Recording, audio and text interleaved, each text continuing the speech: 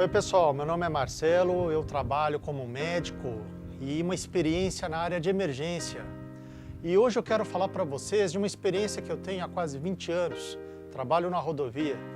Hoje não só com gestão, mas também estou na ativa porque sou um samuzeiro, trabalho no SAMU. E eu tenho uma história para contar para vocês muito importante, para que vocês também não passem por isso. Há um tempo atrás eu tinha um amigo e esse amigo trabalhava como bombeiro. Por que eu falo trabalhava? Porque ele faleceu. E era um guerreiro.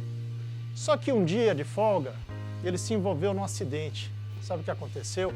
Ele ficou preso nas ferragens.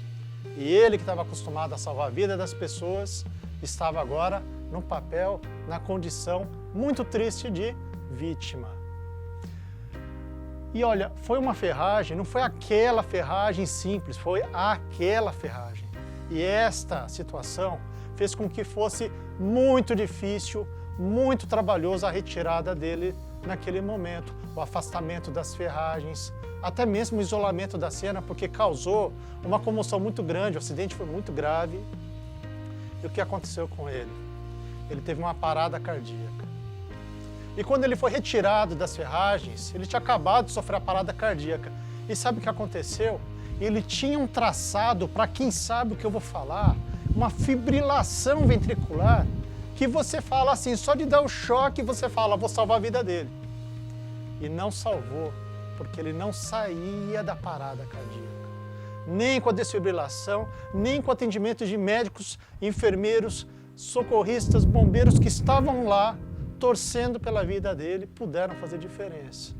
Infelizmente, esse amigo faleceu. Então, para você hoje, vem uma mensagem muito importante. A dica é síndrome do esmagamento, ou a síndrome de Bywaters. Bywaters foi o cara que criou isso.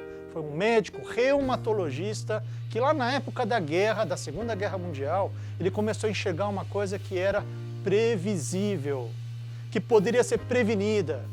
Mas se você não fizesse nada, poderia levar a uma parada cardíaca e esta parada cardíaca, por melhor que você atendesse, se não soubesse a dica que eu vou passar daqui a pouco para vocês, o paciente não ia sobreviver.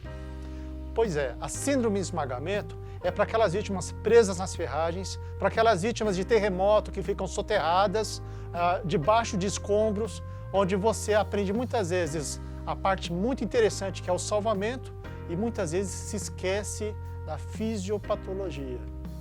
Esses pacientes, via de regra, eles estão com os membros, as pernas, os braços, o corpo esmagado.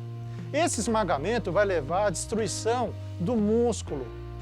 Tem uma dica importante para vocês que é sobre a rabdomiólise. E o que é essa rabdomiólise? É a destruição maciça da musculatura. Quando a pessoa está presa nas ferragens, ela está soterrada, esse esmagamento faz com que haja liberação de uma coisa chamada mioglobina. A mioglobina é muito parecida com a hemoglobina no sangue, só que ela não pode chegar no rim, porque ela faz com que haja uma insuficiência renal aguda. Essa insuficiência renal aguda vai fazer com que haja um problema na filtração de várias substâncias que passam e são filtradas pelos rins, entre elas o potássio. E se o potássio estiver muito alto, vai fazer com que eu tenha a situação de hipercalemia, uma das causas da parada cardíaca. Se você não sabe, quando essas pessoas ficam presas nas ferragens e o rim começa a funcionar mal, a primeira coisa que a gente imagina é que ele vai diminuir a diurese. E nesse caso, você não sabe, porque você está nas ferragens, você está num ambiente fora do hospital. Teoricamente, seria menos que 400 ml aí na primeira hora. Você não vai conseguir isso. Você vai conseguir uma coisa, e esta é a dica que eu passo para você. Nunca se esqueça de monitorizar o coração do seu paciente quando ele estiver nessa situação. Seja nas ferragens, seja dentro desses escombros, ele precisa dessa monitorização. Sabe por quê?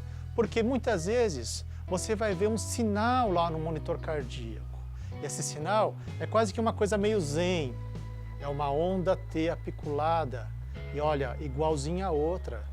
Se você encontrar uma onda T que está muito alta, ela pode te dar a dica que esse paciente apresenta o potássio elevado no sangue, ou seja, potássio maior do que 6. E este número você tem que guardar porque você não vai ter o laboratório do seu lado, mas você vai ter o seu amigo monitor cardíaco. Se você estiver diante disso, você tem duas alternativas para salvar a vida do seu amigo antes que ele entre numa parada cardíaca. Dê volume para ele. Em média, 1 litro a 1,5 litro por hora de cristalóide para ele. Segundo, tenta alcalinizar a urina. Se você está meio inseguro com bicarbonato, você pode também pensar em forçar a diurese com algum tipo de material osmoticamente ativo, como é o caso do manitol. Pessoal, essas são dicas rápidas que eu gostaria de transmitir para vocês, para que vocês nunca se esqueçam que quando a gente deixa de fazer algo como essa, a técnica, a gente perde uma pessoa lá no ambiente de trabalho, no nosso dia a dia do pré-hospitalar. Se vocês gostaram dessa dica e curtiram, não deixem de acessar nossas páginas, o nosso canal, e se estiver com o celular, não deixe também de apertar o sinal do sino, o sininho que está lá, tá bom? Muito obrigado, gente!